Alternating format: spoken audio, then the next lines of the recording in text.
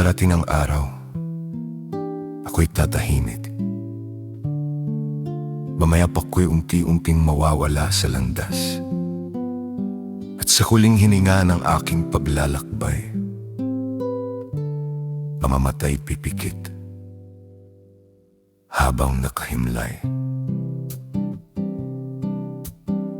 Napagod din ang pusong laging lumalaban, napuyat sa mga pangarap at bigat ng pinagdaanan.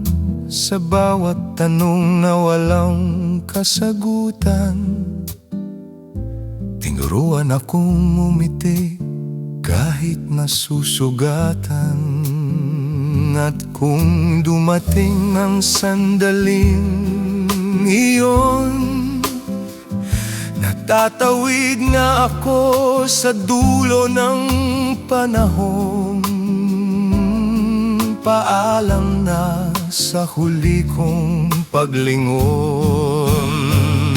Kapag tahimik na ang mundo para sa'kin, wala nang pagod, wala nang isipin.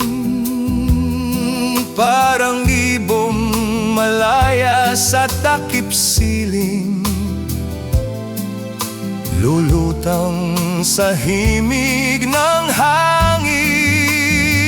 At kung ito ang wakas ng aking kwento, isang ngiti lang ang aking iwang dito. Dahil minsan akong naging bahagi ng mundong ito.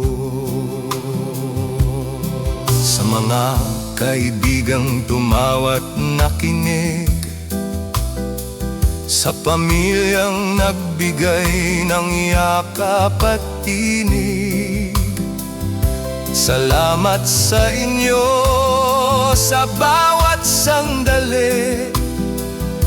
Kayo ang kulay ng aking paglalakbay. Kung sakaling muli akong isilang sa ibang panahon o ibang daan, sana'y mas payapang mundong madatnan, at ang pusong dalapoy hindi na sugadan. Kapag tahimik na ang mundo para sa'kin, wala nang gabi ng luha at dalangin. Sa wakas ay hihimlay ang aking damdamin